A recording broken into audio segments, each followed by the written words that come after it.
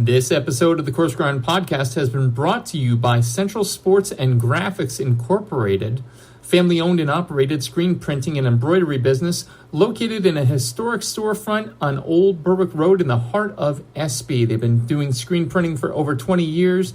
They have high-quality product at a low price. Be sure to check them out. Central Sports and Graphics Incorporated, 570-784-1212. Now, on to the show. Hi, this is Stephen Reichland from Project Fire and Project Smoke, and you're listening to Shawn Rosler on the Coarse Grind podcast.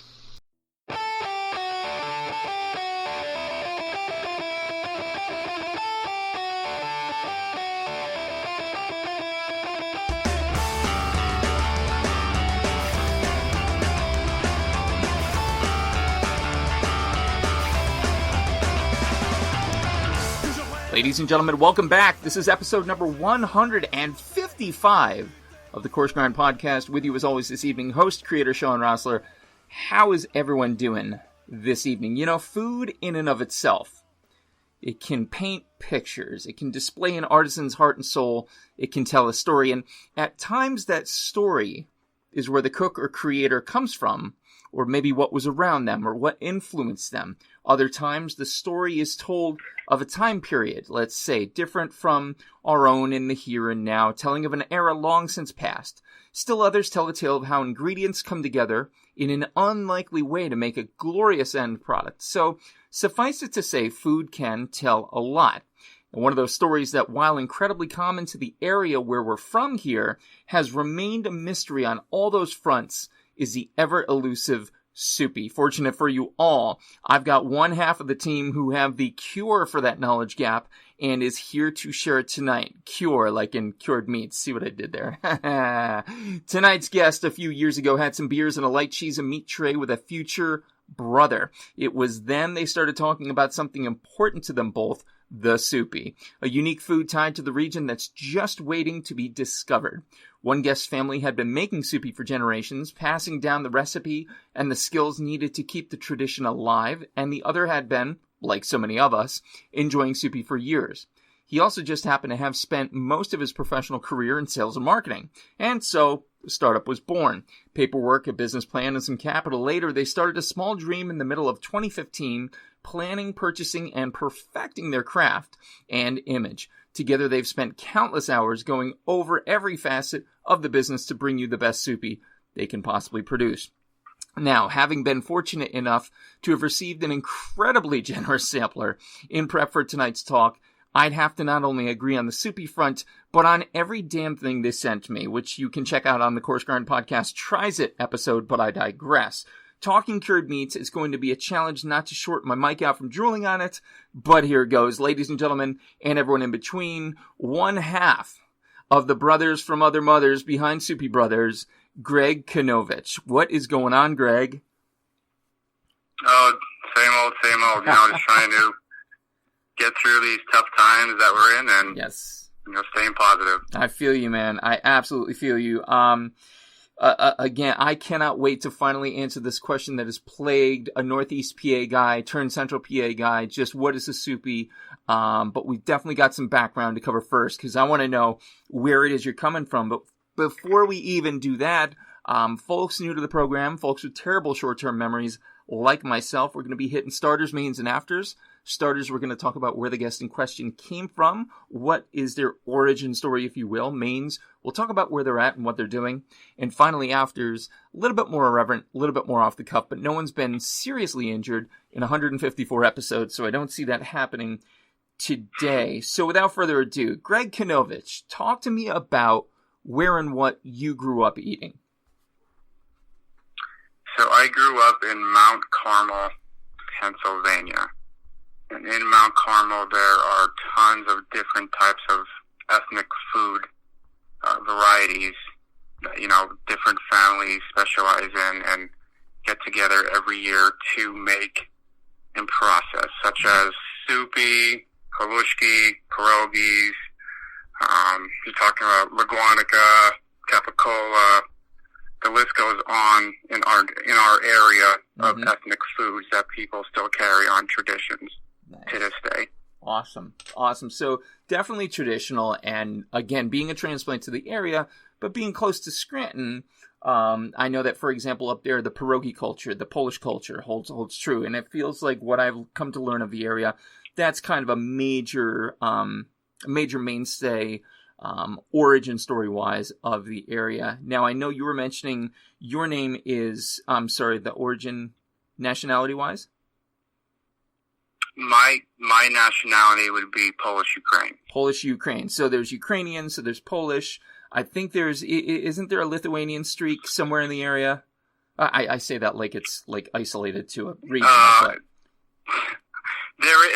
In today's Mount Carmel, I mean, you still have all your different varieties of ethnic people that still grow up here, today. Yeah.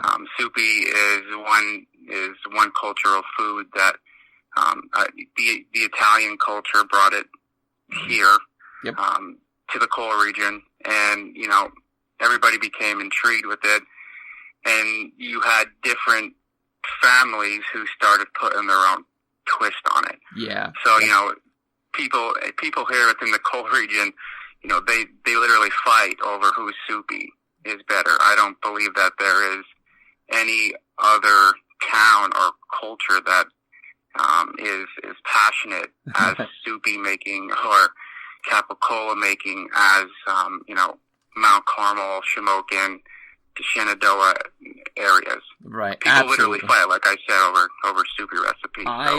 What? They have ton. Go ahead. I would probably no, that's all right. I would probably not believe it if I hadn't seen it and heard it myself. Like at a gathering, like people who are at the same place, either partying, doing whatever. Like I'm not saying like knife fight style, but I mean they get pretty down and serious about this, about the pierogi, haluski, that regionality, that common thread. So before we dive too far into the mechanics of the Soupie itself, looking back to that, and what I've come to know of the area, of the Coal region, of Mount Carmel, is that, to your point, it is truly this deep, rich ethnic diversity.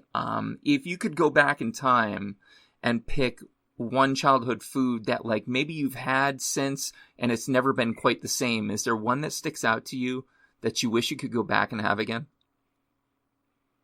Yeah, I'm back to when I was 8 years old, 7 years old. Yeah. You're talking. I mean, if I'm going to think of one food in particular, it's Soupie. Yeah. I've been to many different areas and different regions throughout the United States, and there's just so many people who have no clue what the Soupie is. I mean, if you even go down to, say, Sealands Grove, which is only about a 40-minute drive from Mount Carmel here, people have no clue what it is.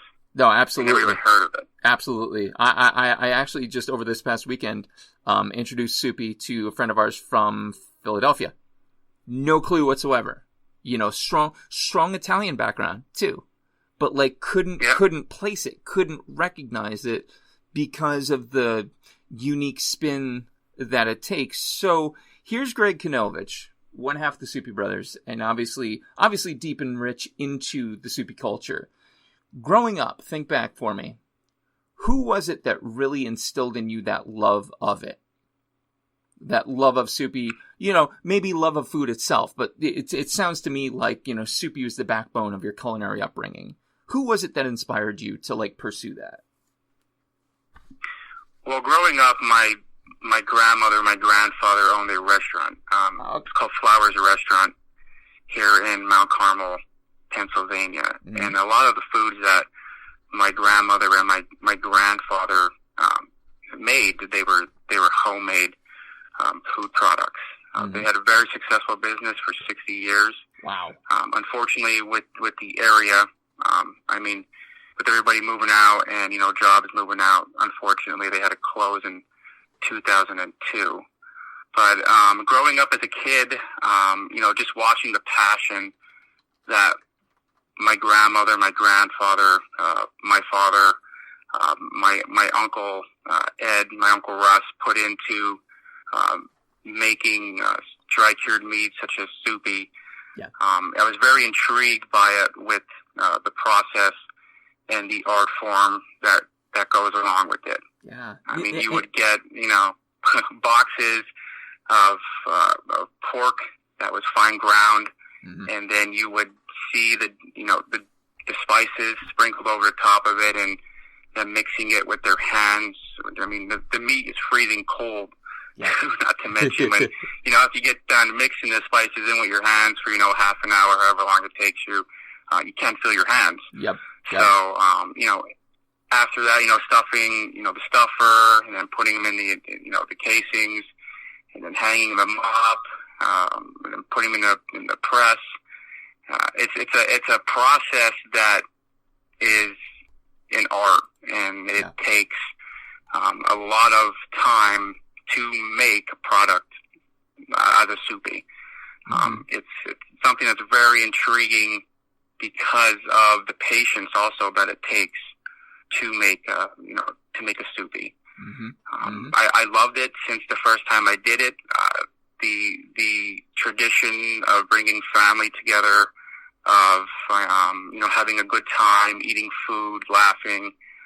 That's truly what Soupie making is all about. I mean, I started a business out of it, but the traditional roots of it here in the coal region of families getting together and carrying on that tradition is the true meaning of Soupie. Yeah. In today's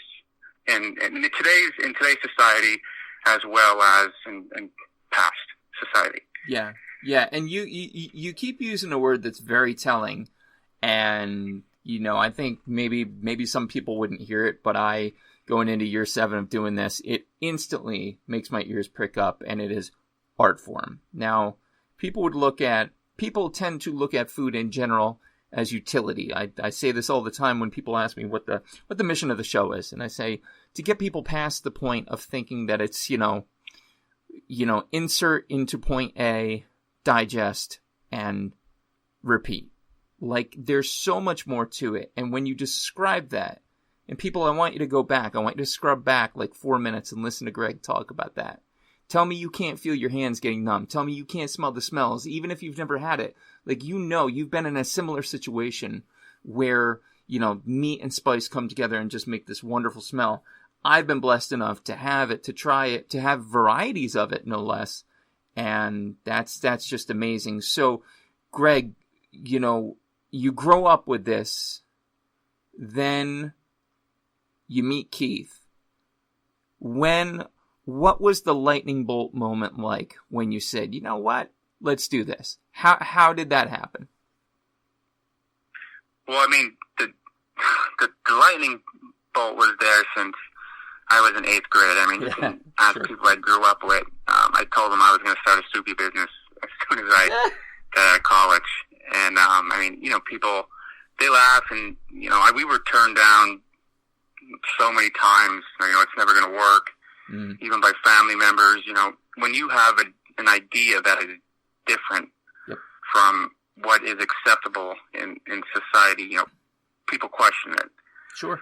So, for me, the lightning bolt idea was, my father and I, and my uncle, when we first started, we were probably making around a couple 100 pounds every year. And I'm talking like 500 to 600 pounds every year, and we would have multiple people come up to us and ask us for, Soupies, and ask us, can we get some? And then, by the end of the year, you're running out because you're giving so many away, to people. And, I thought to myself, if we're running out and other families are making the amount that we are and they're running out, then there's obviously an interest or a demand for Soupie throughout the world. No question. We also have, a rich culture here with Centralia, where there was a ton of families who lived here in a huge part, of the community. In Mount Carmel, North Schuylkill, Shenandoah, Mahanoy, Bloomsburg, and these families moved out of the area because of the mine fire. Right. So you had people who lived here within this area and ventured out, to other states to live because they're essentially bought out of their property because it wasn't safe there. Right. So to me, the lightning point was when you have all this rich history here behind the Soupie, behind Centralia, and you have all these people who moved out of Pennsylvania, ventured into Florida, California, South Dakota, and with the internet being as huge as it is, as well as vacuum sealing, which is a huge improvement compared to putting them in a jar with oil. It's definitely an intriguing business that is different, that is culture tied, rich in culture, and people love that stuff nowadays. They love stuff that they can't, really get anywhere else. I mean, there's no more mom and pop shops where, you can go and get there is, but they're very hard to come by, where you can go and get, say, a loaf of bread. Yep. That's homemade. Yep. Hollywood Pizza here in Mount Carmel is one of the very few, and it's been open for decades. Right. But that's one of the very few places that are still open. And I believe that they're far and scarce, and with the internet emerging now and how powerful it is, it's actually easier for these mom and pop shops to sell their homemade products, across, the state lines. Yep. Yep. That's what was intriguing for me, is how strong the internet has become, as well as social media websites. No, agree. And so all of this strong upbringing, the inspiration that you had since 8th grade, leads you forward to this model, which, wow. You guys not only make the Soupie, but you make a lot of other things, and it seems to be going really well. How are things in, specifically, we've done a couple panels on the show, in the age of COVID, going for you overall? Are sales good, sales strong? Yeah, sales are still strong. Especially with having a website, with the internet, and be able to ship through USPS. Sales are definitely strong. People now are not venturing outside into a Walmart as much, sure, or a Boyer's Food Market as much as they were before COVID hit. Yeah. So for us, the online business is essential. Not only to us, but to growing any type of small business in today's economy. Right on. So, okay, so things are going good. We have the origin story. Let's get down to the question that everybody probably wants to hear answered. What the hell is a Soupie? And go. So a Soupie is a type of a dry-cured pork sausage.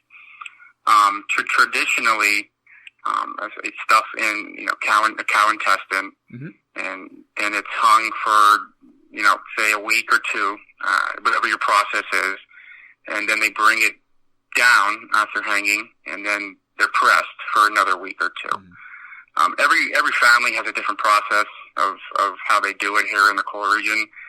There's no specific type of recipe that I believe is the absolute best. I also don't believe that a Soupie is a preferred taste, and I can't stand it when people say that it's a preferred taste. That's what we heard mm-hmm. when we first started. I mean, pizza is to be technically a preferred taste, exactly. Which way you like your pizza made. Yep. But a Soupie is a dry cured sausage with spices of paprika, cayenne, salt, and pepper, whatever you choose to put in your mixture of spices is your own Soupie. It could basically be whatever you want it to be, mm-hmm. Here in the Coal region. And that's what's great about it is that it's traditionally brought over here by Italians, but everybody who has different cultures or like different spices has put their own twist onto how they like their Soupie dry cured. Got you. So the one origin question I have for you, I have to have answered, and I've purported this out there, and I want to make sure I'm not selling falsehoods, that the term Soupie is derived from the soppressata Italian sausage. True or false? Yes, absolutely. Nailed it. I feel so good now. That's it. I'm going to take that. I'm going to ride that wave for a while. So soppressata comes down to Soupie, and, varieties, like, to your point, I've had wetter versions, I've had drier versions, I've had spicier versions, I've had milder versions. But I like what you said, calling it an acquired taste is almost derogatory in that, like, it's almost like you're setting someone up to be like, you're not going to like it. That's crap. And exactly. Truth be told, if you don't like it, you got problems deeper than that. So I want to step beyond the Soupie, beyond the namesake of Soupie Brothers, which, folks, if you're looking for it, soupiebrothers.com, 570-764-1761 for more information, Facebook and Instagram, all over the place. You're not just Soupies, though. This is the part that really blew my mind. Like, I knew kind of what to expect with Soupie, but you guys are doing a lot of other stuff. Talk to me about some of the other products you're working on. So, I can't go into, full details. Sure. Of what we're releasing here in the future, because I want people to be intrigued and, stay tuned into our social media websites. Absolutely. As well as, our internet website. But a couple of the products that we already have out is our original flavor. We also have our honey garlic. We have our chorizo. We also have our smoked Soupie sticks, original Soupie sticks, beef Landjaeger sticks. We are currently sold out at the moment just because it takes a while to make the products that we make, and sure. We should have everything back in stock here. We're predicting the curing stages by either April or May of this year, getting ready for the summer.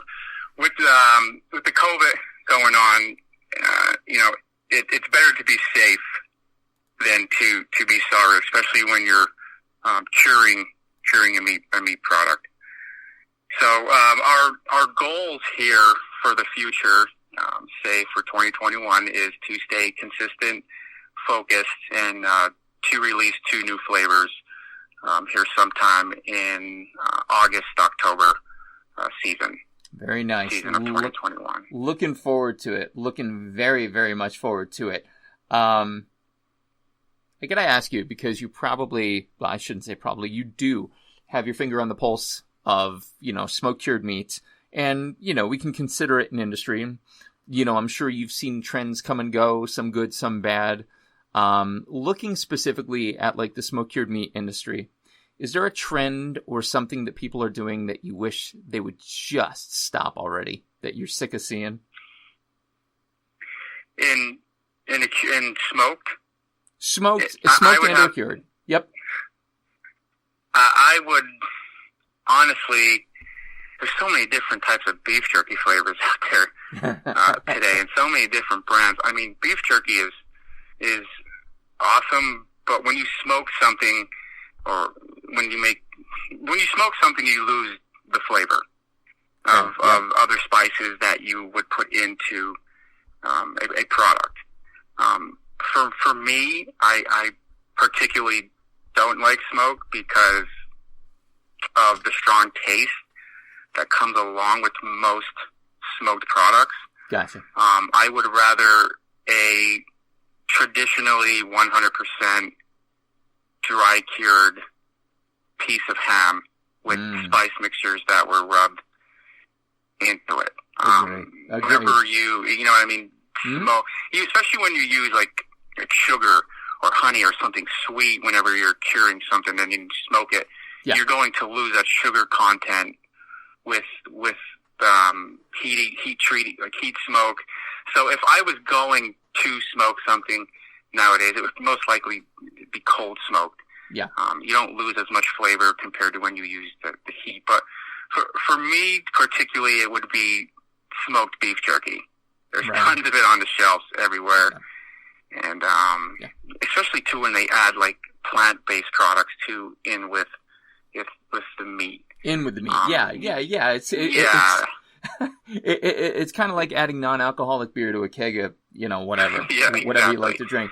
And just from the food science, folks, Greg said something really important there, that you lose the flavor. And people might be like, well, why? You're smoking it.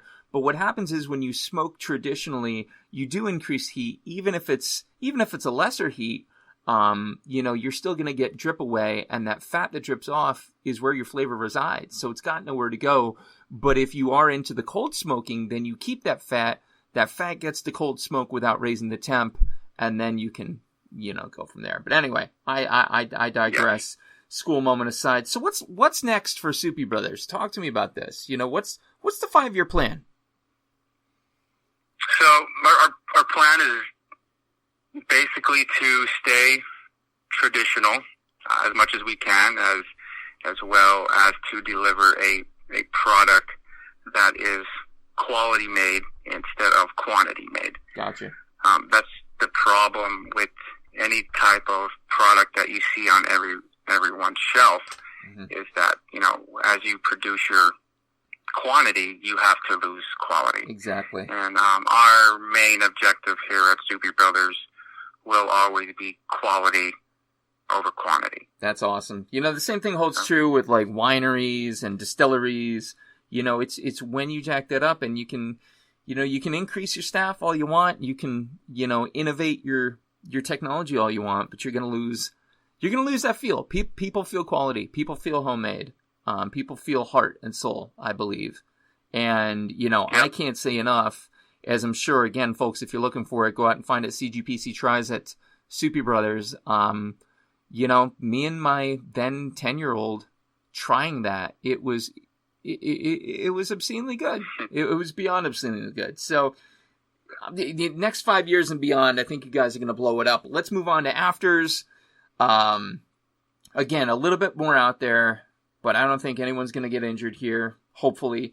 Greg, you and I are standing in your kitchen prepping Soupie, okay? What music are we listening to if you're on the playlist? Oh, man. I am not a huge music guy, but I mean, if we're going to listen to a specific genre of music, it would be country. Nice. Or some type of old rock, such as, Led Zeppelin. Yeah. Motley Crue. That's my go-to. Nice. Hypothetical question for you. You're going to be stranded on a deserted island, and you can only bring 3 foods or food-type items with you, like spices, condiments, whatever. Inexhaustible supply, infinite supply, but you can only bring 3 things. What would they be, and why? I'm going to have to go with pizza. Nice. Because I love pizza. Everybody loves pizza. Busch Light. Nice. I mean, Busch is a great beer. And then I'm probably third one is going to be smart TV. Nice. So I can watch football and sports. I love it. Dude, you're my hero. That's actually one of the best answers I've ever had for that. That, honestly, might literally cover all my bases. I'm not sure. But it would get damn close. There's a book by Melanie Denea called My Last Supper. She's a famous food photographer, and she did a book, and it's 50 famous chefs, one picture of each, and in it, the questions surrounding their last meal. So your ticket's getting punched tomorrow, Greg.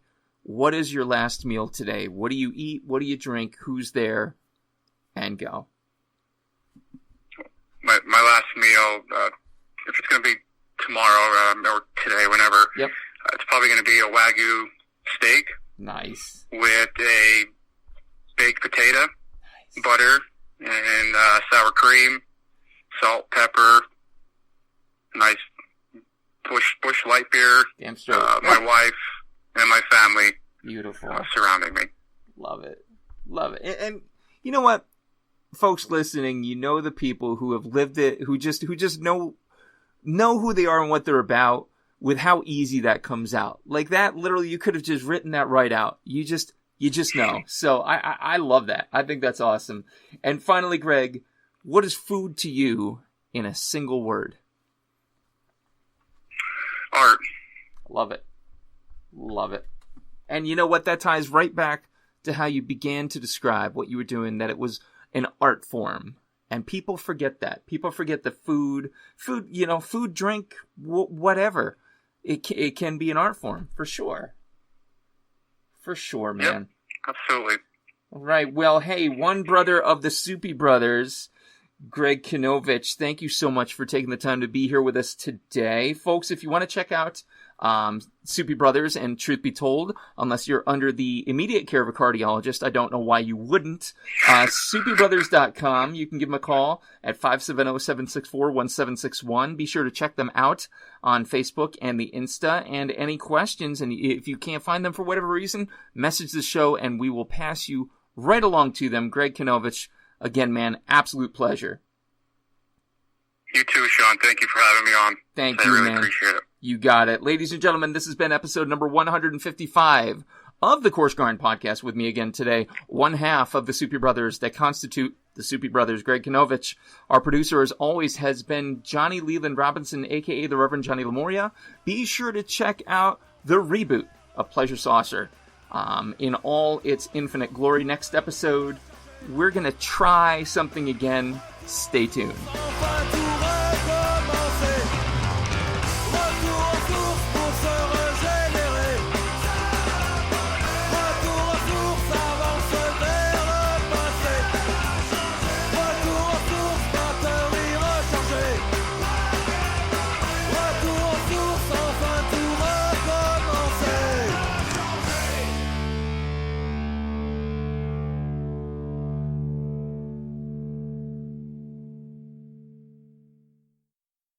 Are you passing through central Pennsylvania and looking for one of the best dining experiences and craft brew menus around? Look no further. Turkey Hill Brewing Company and 991 Central Road in Bloomsburg, PA has everything you could ask for and then some. Service, food, beer together. Unbelievable. Be sure to check them out. Call them today for reservations. 570-387-8422. Call today.